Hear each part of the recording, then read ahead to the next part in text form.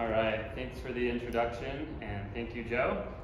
Joe and I have worked here together at UVU for a long time. Well, probably about 4 years now, but I've known him longer than that. So anyway, my name is Cody Peterson. I work here at Utah Valley University. I study planetary science and observational astronomy. Specifically, my research is in asteroids, but my passion is actually in telescope design. So that's why I picked this today. So just a little bit about myself. When I was growing up, I had no connection to the stars whatsoever. I grew up in Lehigh when it was not as it is today, when you could actually see the night sky. But I never took advantage of that. I never went outside, I never saw the planets, deep sky objects, anything like that as I was growing up. And I remember there's a time I was in junior high, I specifically remember this. It was an Earth System Science class, and the professor gave a 2-week introduction to astronomy. And he showed M13 on the board and some other objects. And I just remember M13 specifically though. That globular star cluster just really hit me. I couldn't believe how many stars were packed in there. And so I made a commitment to myself that when I went to college, I would take an astronomy class. So when I went to Utah State, I did just that. I took an introductory astronomy class, and it was in the summer, so it was actually 7 weeks. It was accelerated, and I just remember in my dorm, I was just reading that textbook cover to cover. I was so into it, and one of the assignments up there was to go to the observatory a few times. It's on top of their engineering building, and to observe planets, clusters, nebulae, what have you, and kind of report on what your findings were. And I believe it was I want to say a 20-inch Schmidt-Cassegrain. It's been some time now, but I can't remember.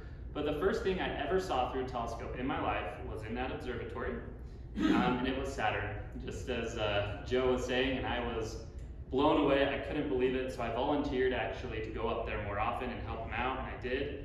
And I was so into it actually, when that semester ended, I took a leave of absence, and I used my tuition money to buy an 8SE. So I did not attend the next semester because, well, astronomy was more important to me. So that's kind of how I got my start. And that just took off a passion for me. So my undergraduate degree is in biology. I decided I wanted to go into planetary science and observational astronomy and study some astrobiology. And really though, just the hobby side of astronomy has also totally, smitten me, obviously. So I brought my wife here today actually to show her that there's other weirdos like myself that will spend egregious amounts of money on this equipment. So, but no, she's great. Tristan's been extremely supportive of me, and I've been lucky that I have a lot of contacts in the industry, and they've all been wonderful to work with. And so just everyone in the astronomy community is amazing. And I know that there are a couple of people here that have never been to a club meeting or been to an astronomy event, and everyone has always just been really open. There's not much competition. Well, sometimes my telescope's better than yours, but that comes with the territory. But really just this community that we have is so strong, and I'm just glad to be a part of it. So anyway, so that's been my background. So I'm going to present today on telescope designs, their pros, cons, and aberrations that you'll see in them. And this is kind of like my side passion, I guess you could say. I like to collect telescopes, not based on how vintage they are or anything like that. I like to collect telescopes based on their design. So kind of my goal in life, I know this will never happen, but I would love to collect just like one of every single type of telescope. So anyway, all right, so let's get started. Okay, so aberrations, what are these? Well, these are defects in the optical system that result in a variety of visual and photographic effects. So if you're an expert astronomer, you probably know about most of these that I'm going to talk about. If you're new, these will probably be all new to you. But basically, a lot of these defects that you can see, we can correct for quite a few of them using additional elements, which it's called a lens, but elements, in the optical train. Or you can actually just make a better mirror or a better lens and ground it better. So the thing though that I bolded here that I really want you to take away from this slide is no optical system is perfect. And if someone tells you they have the perfect telescope, take that with a grain of salt. there will always be give and take in any design. And you can get pretty close to perfect now, but you can't quite get there. So, okay, so the first type of aberration we're going to talk about is spherical aberration. So this occurs when light reaches the focus point,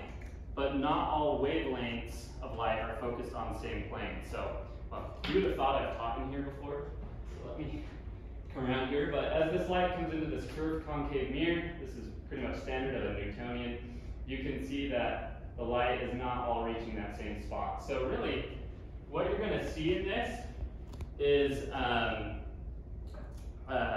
like halos or just blurriness around stars. They're not going to appear as sharp as they would otherwise. And it really originates because of the spherical nature of mirrors and lenses. And it's also more obvious at higher powers or faster focal ratios. And that's kind of the theme with any of these aberrations, as the more you push your telescope, the more the aberrations become apparent.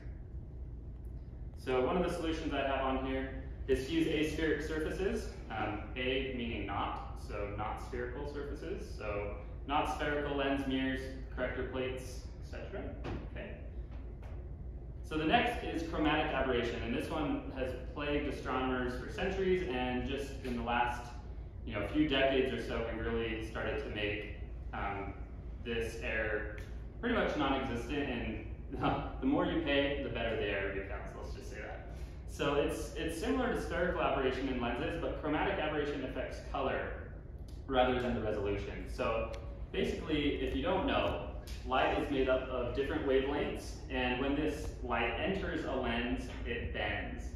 But each wavelength is bent to a different degree than another. So that causes the colors to come to focus at different positions.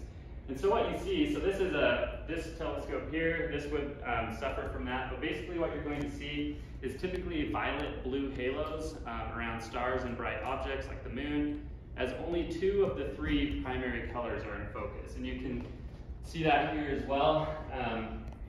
So the light's coming into the lens, but notice not all these red, green, and blue are not bent to the same degree as you would think they are. They're bent differently. And so all that light does not focus at the same focal plane. And so you get what's called chromatic aberration. So the solution is to use an apochromatic refractor, which costs money. Or in an achromatic refractor, or like a 2-lens system, you can use what's called a fringe killer filter. They're not perfect, but they definitely help. So, okay. All right, coma. So coma in lenses, the off-axis light passes through a spherical lens, creating different magnifications, increasing star sizes towards the edges. And you can actually see that here. Come around again. So you actually see a magnifying effect. It's kind of interesting, and the reason they actually call this coma is because it looks like a comet. So as that light comes in at off-axis angles, again, it's not coming to a nice concentric focus there, and you get different magnifying levels in lenses. Okay, so in parabolic mirrors, off-axis light is not reflected at the same point, just as in the lenses. So as you move away from the axis, the larger the angle, the worse the effect becomes. So in both cases, coma results in cometary appearance, as I mentioned, and that's where the name comes from, coma. So the solution really is to use a coma corrector or a spherical mirror with a corrector, or you can increase the focal ratio. There's a lot of things you can do. But again, as I said at the beginning, the more you push your optical system, the worse the aberrations become. So if you really magnify your images, or you increase the focal ratio, or the speed, I guess you could say, the worse you'll see this. Okay, and then the last one I just want to talk about, and there's a lot of other ones as well, but these are kind of the main ones. So astigmatism. So this is kind of caused by poor mirror lens quality, asymmetry, poor mounting of your optic cell, pinched optics. You can also have astigmatism in your eye, and it's inherent in many designs. So really the best solution is to get good optics, and you can get minor fixes for pinched optics. You can loosen your mirror clips, that sort of thing. And what you kind of see with astigmatism, on the linear axis you'll see some oval stretching, or on the vertical axis you'll see some oval stretching, or maybe both. And so the best fix really for astigmatism is just have a good lens or a good mirror. So, okay.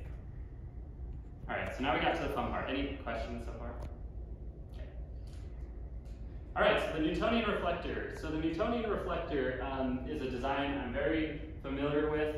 It's a design I think Newton himself had a lot of ingenuity in designing. And actually, fun fact about Newton, he was not elected to the Royal Society for his work on gravitation or in prisms. He was elected to the Royal Society because he developed the Newtonian telescope. It made such waves at the Royal Society that they immediately elected him a member in, I think, 1668. And I believe his work on gravitation was in 1665, so 3 years earlier. So that is why Newton got into the Royal Society in the first place. I mean, surely he should have been elected no matter what. But the Newtonian, that's kind of the history of it. It's a very old design. It's obviously the first type of reflecting telescope, and it avoids the chromatic aberration that you see in refractors. That's the huge benefit behind it and why it was so groundbreaking was, hey, all this color error that we're seeing, we can mainly get rid of that. So a good Newtonian today will utilize a parabolic mirror to avoid spherical aberration. There are some new designs that are using hyperbolic mirrors as well. And it's a simple design. So basically, the primary mirror, so the Dobsonian here, this is basically, they call this a Dobsonian, but it's basically just a Newtonian mounted in a really portable mount here, I guess you could say. What's that? Altaz. Yeah, Altaz mount, yep. So basically, in the Newtonian, the light comes down the optical tube, it bounces off the primary mirror here in the back, it comes back up and hits a flat mirror that does not magnify the image or anything like that. It bounces off the flat mirror and comes to a focus out here in your camera or your eyepiece. So very, very simple design, and that's why you can buy big Newtonians like this for actually a pretty good price. So if you're looking for a good priced big optic that brings in a lot of light, Newtonians are basically the number one way to go. Let's see. So how much would that telescope be? Roughly $1,000? Yeah, about, depending. That's a 12-inch, right? Yeah. But the thing with Newtonians is they do require frequent collimation, but the other good thing about them, though, is they're actually not that hard to collimate. So, and then, as I said, excellent cost to aperture ratio. Okay, so this is kind of how I'm going to go forward with the rest of my presentation. I'm going to kind of introduce the design, and then we'll talk about some pros and cons. So the pro, best bang for your buck, as I said, it's simple, pretty easy to collimate, good balance of focal length and aperture, various mounting options, that's also really handy. So you have the Dobsonian mount, like you see here, really easy to use. You can put one of these on a German equatorial mount, like I do. If you want to do astrophotography, you can go for that, or just have a good solid mount. And they also make little tabletop ones, like, doesn't your son have like a 4-inch one? Yeah, so you have a 4-inch tabletop and you can just push that around and it's pretty easy. The cons though, they do have significant coma. And the eyepiece angle is not always pleasant. I mean, if you're, Dobsonians, they do a good job, but if you're using it on a German equatorial mount, you kind of have to crank your neck sometimes or undo your tube rings and rotate the tube. So the eyepiece angle isn't the best.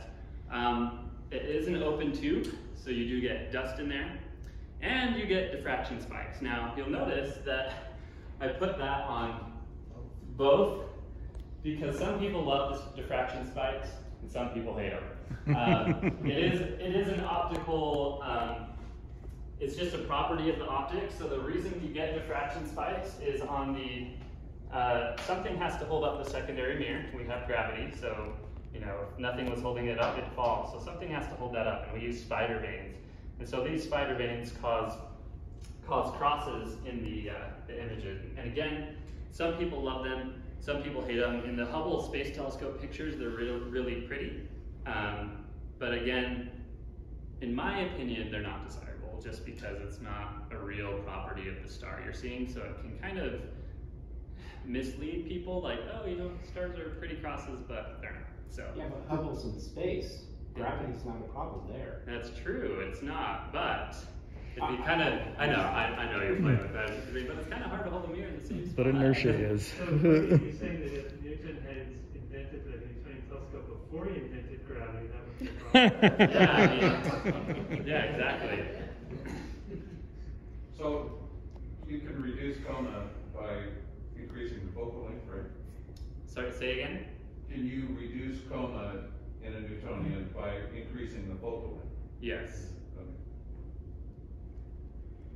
Okay. Okay, so this is the Schmidt-Newtonian. I cannot tell you how long it took me to find a Schmidt-Newtonian, but I'm so happy I did because I could add it to my design collection. So this is a really good derivative of the original Newtonian reflector. It uses a spherical mirror rather than a parabolic mirror, and that's going to help with the coma. So again, remember I said these deal with coma pretty bad. A Schmidt-Newtonian replaces the parabolic mirror with a spherical mirror. But what that's going to do is that's going to introduce spherical aberration. So you're trading one kind of aberration for the other, right? So what you do, you'll see here that big, nice purple plate. That is a Schmidt corrector plate, and that's going to eliminate the spherical aberration. They're also a lot more difficult, though, to collimate than a standard Newtonian, as the mirrors have to be perfectly centered with the corrector plate for the best performance, so it's not for the faint of heart. One thing about this scope, and I'll show you in a second, I love how Meade puts those magnesium fluoride coatings on all their scopes. They have those really cool, like, purple colors. Not relevant to the conversation at all, but I just think they look really cool. Anyway, okay, so here's the pros of the Schmidt-Newtonian. So it eliminates about 50% of your coma, which is a big difference.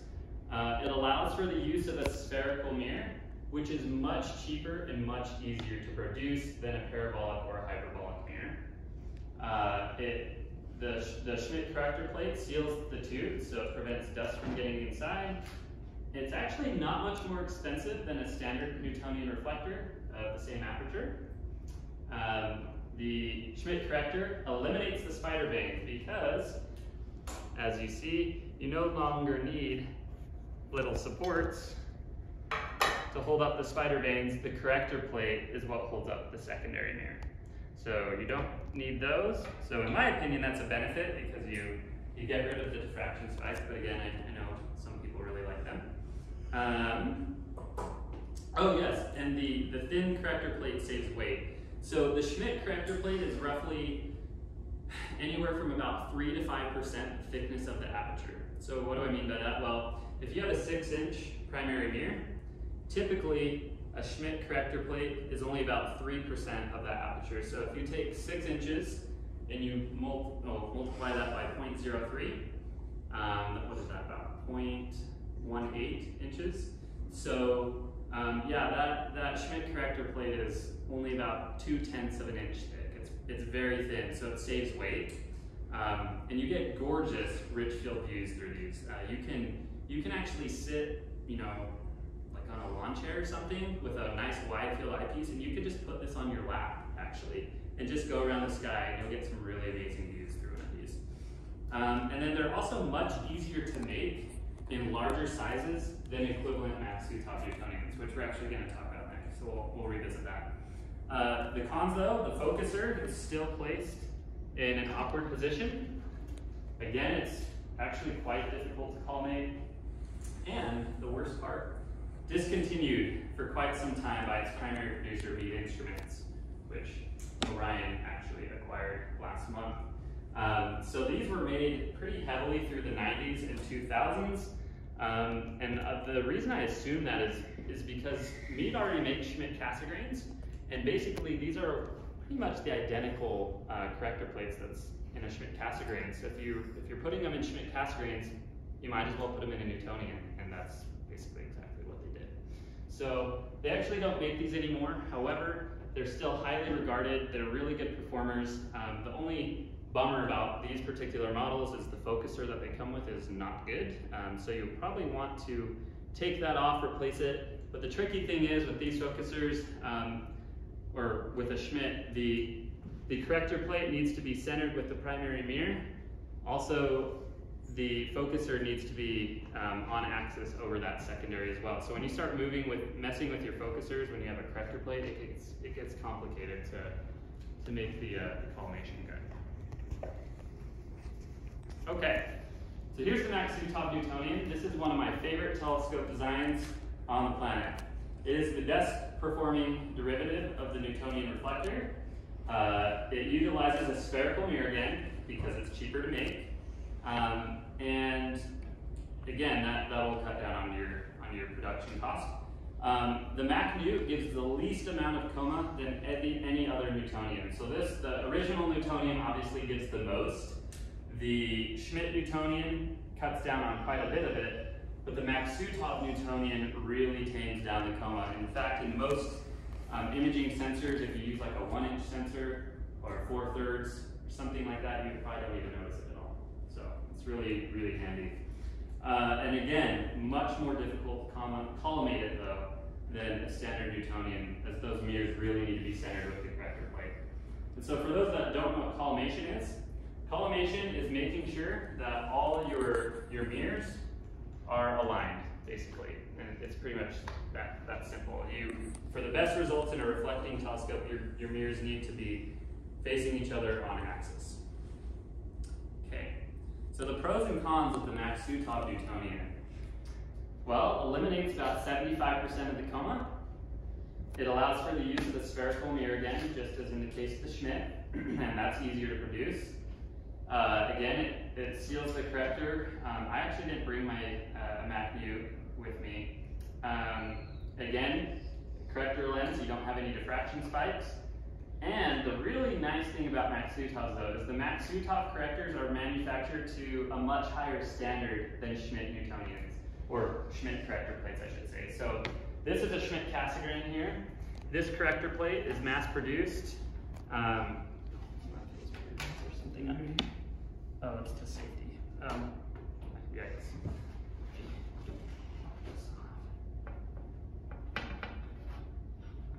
Wow, I'm being really gentle, so I want to knock it over. Okay, so these Schmidt corrector plates are mass produced. Sometimes you get really great ones, sometimes you don't. And of course, you'll get them within a standard tolerance, and they'll give you good performance. But sometimes you get really lucky and get a really good Schmidt corrector. But in a Max-Sutov, you really need to make a quality ground lens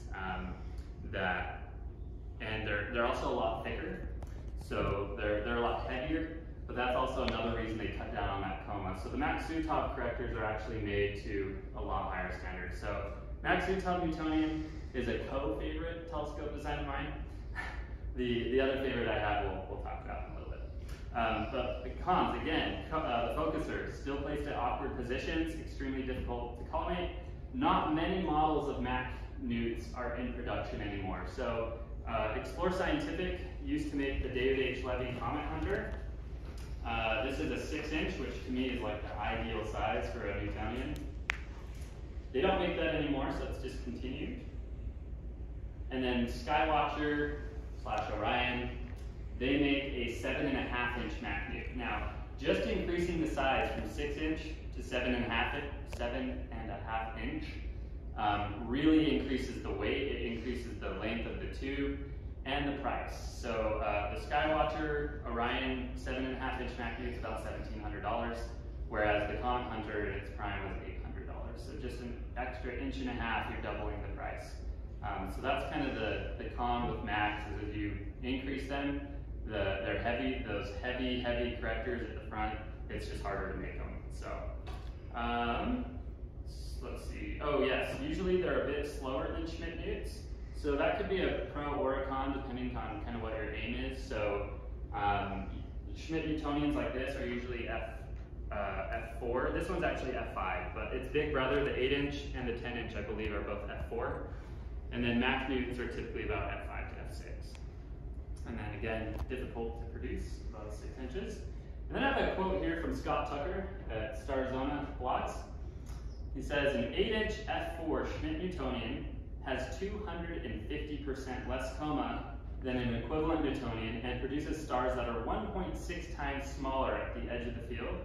An equivalent Mac-Newt has 350% less coma and stars 3.6 times smaller than a Newtonian. That's a big difference. That's a really big difference. So now you can kind of see why I love the Mac-Newt. The other thing about the Mac-Newt though, that I really enjoy or the Schmidt Muse for that matter. They're excellent visual scopes, but they're also excellent astrographs as well. You can use them for both. They'll give you really rich fields. You can get some really nice wide field views through visually, but they're also phenomenal astrographs. So I took this picture of the Eastern Veil Nebula through my Comet Hunter. This is a little bit out of focus, so it's a little bit soft, but it just gives you a little bit of an example of what you can do with a MAC unit. Okay. Is there anything else I wanted to mention about these scopes? I feel like there was, but if I remember. Okay, the Schmidt-Cassegrain. So this was my first telescope. Like I said, I bought a Nexstar 8SE with my college tuition. It's an excellent all-purpose multi-role telescope. The Schmidt corrector plate corrects for spherical aberration.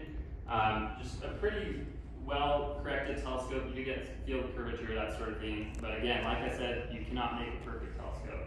The convex secondary mirror typically provides 5x magnification, so it allows for long focal lengths but short tubes. So the focal length of this is a 10-inch, but a normal 8-inch Schmidt-Cassegrain usually has a 2,000 millimeter focal length, but it's not 2 meters long, right? So basically what happens is the light comes in and it's reflected off this primary mirror, and then it hits this convex secondary, and that actually acts as a 5x amplifier essentially, basically making the telescope look like it gives a 2 meter long focal length in a nice short compact package. So it makes them really portable, but also really powerful. So you can get really great views of the planets through these, star clusters, that sort of thing. The other really nice thing about these though, they're very versatile. So you can basically take a Schmidt-Cassegrain nowadays from like F10 down to F2. So F10 is, for those that are newer to all this, F10 is referred to as slow. So if you're taking a picture, you need to take a really long picture to get the same amount of detail. F2 is extremely fast, and that comes with its own set of challenges. And then you have a lot of stuff in the middle. So Starzona and some other companies make reducers. Celestron, Meade, all those companies make reducers. You can go down to like 0.7. So you could go from F10 to F7, F6.3, F3.3. I think there's some that are at 4 now. So the really nice thing is, because these are so popular, there's like a million accessories that you can buy for them and do almost anything with them. And then excellent price and performance per inch of aperture. So a 14-inch Schmidt-Cassegrain or a 16-inch Schmidt-Cassegrain, yeah, they're like $4,000 or $5,000, but for a really good telescope that is that size, that's actually a really good price. And then they can also be made much larger than Max-Sutov Cassegrain telescopes while keeping that price down, because they use the thinner Schmidt corrector plate. Once you start putting in the Max-Sutov corrector, which is about 10% of the aperture, so again, if you have a 6-inch scope, your Max-Sutov lens is going to be about just over ½ an inch thick, and that's a heavy piece of glass. Okay, so again, good general purpose scope. Collimation, oh, that's another thing, is not difficult. So to collimate one of these, instead of having to adjust the secondary, then the primary, and then kind of tightening up both, you only have to adjust the secondary. Now, some people will kind of optimize their Schmidt-Cassegrain and use business cards to kind of try and center the corrector plate. I've never found the need to do that, but really all you need to do is adjust these 3 little screws, and that's just going to turn the mirror and align it with the primary. So they're extremely easy to collimate, which is a really big plus. Accessories again are plentiful, and they also have a generous amount of focus. So that's also really handy. Whether you're using eyepieces or cameras, you can almost always reach focus in a Schmidt-Cassegrain or a Max-Sutov for that matter. And then they're outreach and user-friendly. So if you go to an outreach event, you've never used a telescope, as long as you know how to, turn a focuser and have someone with you, you're pretty much good to go. Now some cons, fairly lengthy cool down times. So if you get turbulence in the tube, that will disrupt the view. So you do want to let them cool down for a good amount of time. I usually leave my Schmidt-Cass out for about 2 to 3 hours before I go out. Sometimes that's not possible.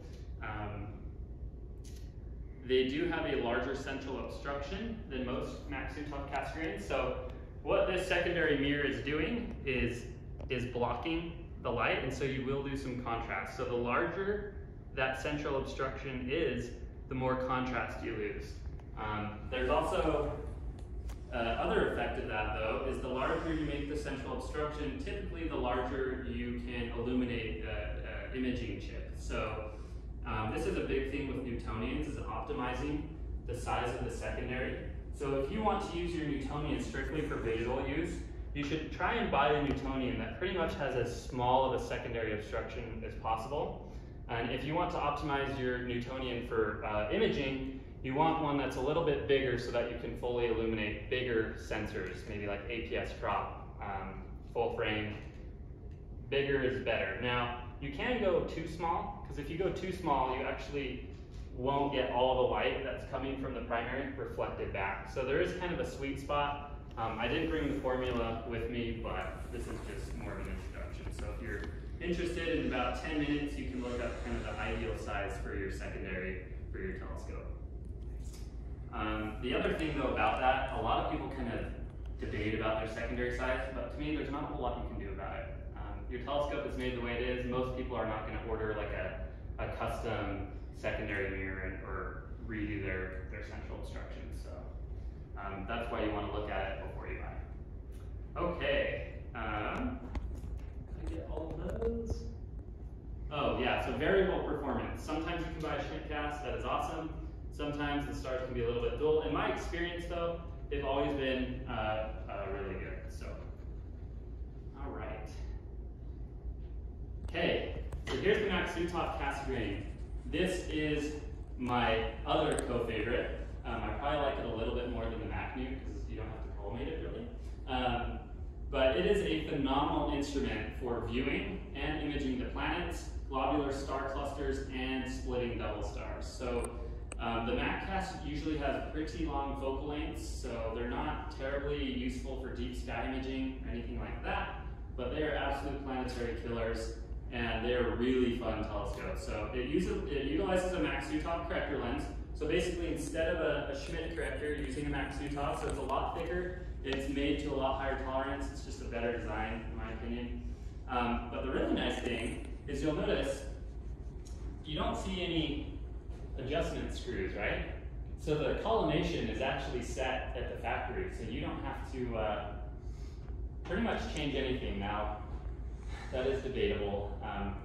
From time to time, maybe someone will collimate the Mac cast, but you really don't have to. And then the secondary is just painted on, basically. It's a reflective spot. And so you can, as you can see, that looks a little bit smaller than the equivalent Schmidt Cassegrain secondary. So you get more contrast out of this design as well. Okay. So the last thing I want to put here, and I put this here to remind myself, but in my opinion, per inch of aperture, up to 7 inches. Above that, it's not true. Mac Sutov Cassegrain telescopes give you the best value and performance per inch than any other design. That's my opinion. Because I mean, if you buy a 6-inch refractor, you're spending around $4,000 to $5,000. So if you buy a 6-inch Mac cast, you're probably only around $700, $800. So anyway, this was a picture of Saturn I took through my, believe it or not, my Nexstar 4SE, which is a 4-inch Mac cast. It doesn't look great on here because planetary cameras don't have a lot of, they don't have great sensors when it comes to blowing them up real large. Usually when you do planetary imaging, you want to keep your resolution fairly low so you can increase your frame rate. It's a topic for another time. But yeah, so this looks better on my screen than it does on here. But anyway, Mac Sutov Cassegrains, they have phenomenal performance. That's basically error-free, if you ask me. Collimation's factory set, really outreach friendly, great grab-and-go telescopes. If you want to go camping, out to dark sky sites, they're phenomenal for that. The big con though is because they have that big, heavy Mac Sutov lens, this cool down time is even longer than a Schmidt Cassegrain, so you do want to get them outside pretty early if you're going to use one. I still use one even if it's not cooled down, but that's just me. And then they're really difficult for deep sky imaging due to the slow streak. Okay, we're almost through. Okay, so the achromatic refractor. So this is usually a doublet design. So crown and flint lens, and it's usually a really excellent telescope that's quite affordable. They work great for narrowband imaging too, since you're only focusing one wavelength. They're very easy to use. They do suffer from chromatic aberration though. But they're also a great option for a guide scope, which is what most people probably use besides off-axis guiding. And they're also really excellent for solar imaging. So a lot of people put those Daystar filters over the aperture and get some really good solar imaging done. If you guys have checked out Chuck's astrophotography, check IU, phenomenal solar imager, as well as Simon over at Woodland Hills. Really, really good. And it just has that classic telescope look and feel. So this is my Celestron 80mm guide scope. This is just a doublet refractor. This picture is actually kind of a lie though, because I actually don't use a guide scope when I image on a Schmidt-Cassegrain anymore. The focal length is so long, it just makes it difficult. So off-axis guiding is kind of the way to go. But yeah, acros are really good telescope designs. Are pretty affordable. So this image here though, I was actually extremely proud of this image. There was a night that was really windy, and I had my Celestron RASA set up, and really windy, like nothing was gonna work. So I said, you know what? I'm just gonna play around with my Stellarvue 50mm guide scope just for fun. So what I did is I took my ZWO camera, that's my guide camera, I threaded on a red filter, and I just stuck it in there, took some, maybe 20 exposures of like a minute or two. Then I took it out, threaded my blue, did that. So I did LRGB, and then they were way misaligned. So I had to realign everything, but this is what turned out with a little $150 guide scope. So no, it's not amazing, and this is a great example of chromatic aberration up here. You can see the violet around the stars, but it just kind of gives you an example of what you can do with something pretty cheap. So I was actually pretty happy with that, given all the wind and that sort of thing. Like I said though, the other nice thing though, is you can use them for narrowband imaging because you're only really focusing one wavelength in narrowband. You can. The reason most people don't though, is because achromatic refractors typically aren't made with the quality of lenses that apples are. So FPL 53 glass, you usually aren't going to see that in an acro, or like FCD 100 or anything like that. Correct me if I'm wrong. Okay, the Apo refractor. So this is typically a triplet design, whereas this one was a doublet. This is a quad, but I'll talk about that in a second. But yeah, that design usually eliminates most of your chromatic aberration. And typically, the more you spend on an Apo, the better your chromatic aberration is eliminated. So anything larger than a 6-inch though is extremely cost prohibitive. In fact, most companies don't even make anything above a 6-inch. I think TEC, if I'm getting that right, I think they make an 8-inch and a 10-inch Apo. And I want to say the 10-inch Apo is $60,000. And I think the 8-inch Apo is like 25 or something like that. And then a 6-inch is like 5,000. So you get this real exponential curve when you're dealing with refractors. And typically we refer to refractors as not needing collimation. They might need a slight tweak from time to time, but it's pretty infrequent. Again, they're easy to use. They're excellent visual and photographic scopes, and they still have that classic telescope look and feel. So this is my Explore Scientific ED80. Just a little smaller Apo on a Celestron now. Gives some really nice wide field views. This image here is what I took with my apochromatic refractor.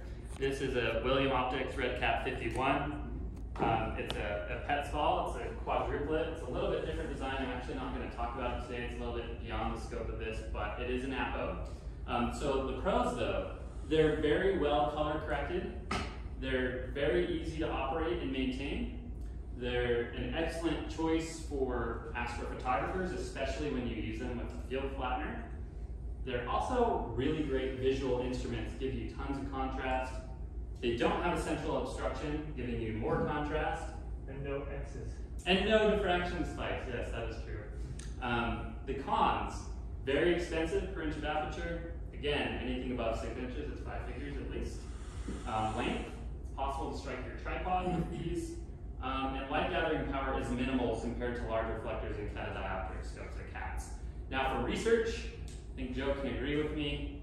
Refractors are pretty much a dead, dying breed because you cannot make them large. Astrophotography, people use little scopes like these and are totally happy with them. Most of the best astrophotographers use refractors because they're very, very easy. But in reality, when you're doing astronomy research or anything like that, aperture is king. And so that's kind of the con, is they're not made very large. And if you do, again, the price just goes up extremely high. Okay, other notable designs, the corrected Dalkricum. I'm sure Curtis really enjoys that scope. The Ritchie Cretian, the Celestron Edge HD, Schmidt Cassegrain, and the Meade ACF. So that is just a derivation of this design. The Celestron Edge HD just has a built-in field flattener in the tube, and I believe the Meade Advanced Coma Free, or ACF, uses a aspheric secondary, I believe. Could be wrong on that. The Celestron Rasa, one of my favorite telescopes of all time. I use mine all the time, including tonight, hopefully, if the smoke doesn't come in. The Schmidt camera, or the Schmidt telescope, which is actually what the Rasa is based on. I almost bought one of these the other day on cloudy nights, but I couldn't do it. A Petzval, which is what this is. It's a quadruplet, so it actually consists of 3 lenses, and then there's a field flattener built in. And a Gregorian, which is actually more back at the time of Newton. Gregorian was another design. Instead of using a convex secondary, I believe used a concave secondary. Extremely long aberrations. What's that? Like a 15s, F16s on those. Yes. Very long. All right, and we made it. So this is an image I just took like 2 days ago with my Rasa. It was only a couple hours. Yeah, that's the presentation. I hope that you learned something, and yeah, do you have any questions for me? Yes? There is a corrector plate that handles the spherical aberrations that you were talking about. Is there filters that handle that same thing, or does it have to be in front of the primary mirror? Sorry, I'm trying to process your question. So you're saying that could you make a filter that handles the spherical instead of the whole optical? Yeah, so you're saying that the Meade puts the filter, they coat the corrector plate to handle spherical aberrations. Can you put that as a filter to handle that? Oh, okay, I kind of see what you're saying. So actually the coatings on the corrector plate are for extra light transmission, not for fixing aberration. The reason they use the corrector plate at all is to fix the spherical aberration. So the coatings are just to help the light transmit through better, so you get as much light as possible. The corrector plate itself is what corrects for the aberrations. I don't think really you would use a filter to, Joe would probably know more, and we'll let the... You'd have to make your filter a lens with a very specific shape that would be hard to make that Right. size. Okay. So, but no, that's a good question. Yes? I believe the Hubble Space Telescope does exactly that. Yeah, it's possible. Yeah, unfortunately, Yes, Hubble it was was. planning to have It was, that they it had. had spherical aberration, and they put what they call eyeglasses on it, which was a filter to correct that. Right. More like a contact lens, yeah. Yeah. Was that the mission that they had to send up to repair? Yeah. The first one. The Hubble's a Ritchie, isn't it? Yes. Yeah, I think most space-based telescopes are Ritchies. Ritchies use hyperbolic primaries and hyperbolic secondaries. They're really nice scopes. That's actually debatable anymore. What's that? That's debatable. Well, Yeah. What it is you that have a CDK. That's the see, they're all derivatives of the classical Cassegrain. Yeah. That's So the Ritchies use like hyperbolic mirrors. They're just as hard to collimate as the classical Casses are. That is true. And hyperbolic mirrors are expensive. The Dalkricum uses a spherical primary, and I think it's a ellipsoid or something on the secondary. That's right. But it has terrible off-axis coma. Correct. But and this is something we get the scope I really need to know, is what the Planewave did is they came back and put in 2 corrector lenses inside the baffle, which now completely flattens the field, no flattener required, There's no half-axis coma, no spherical aberration. It's a flat feel with pinpoint stars almost through to the edge of it, which is great. And it's a 52 millimeter feel, which is the biggest camera anybody's got around here you put on there. Yep. Not a problem. There's no vignette to worry about. So There are pricing. yeah, our pricing. You pay for it. And, Yeah, the CDK, the corrected Dahlkirkham's a great design. The non-corrected Dahlkirkham, It's probably awful not so design. great. Yeah. And the other thing nice too is with the mirror, the lenses in the baffle tube, it seals that off so you don't get dust down to That's right. your imaging plane, which is really nice. And that's similar to the Celestron Edge HD that uses the built-in flattener in the Flattener, backwards. yeah. So yeah, keeping that tube symbol sealed up is really nice. Yep. Yeah.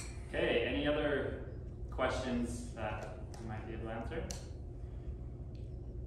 Okay, well, thank you. Appreciate you coming out and inviting me.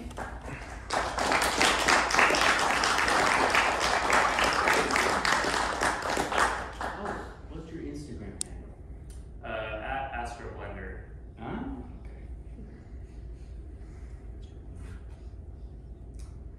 I also have an Astro Bin too, but I haven't been super active on it.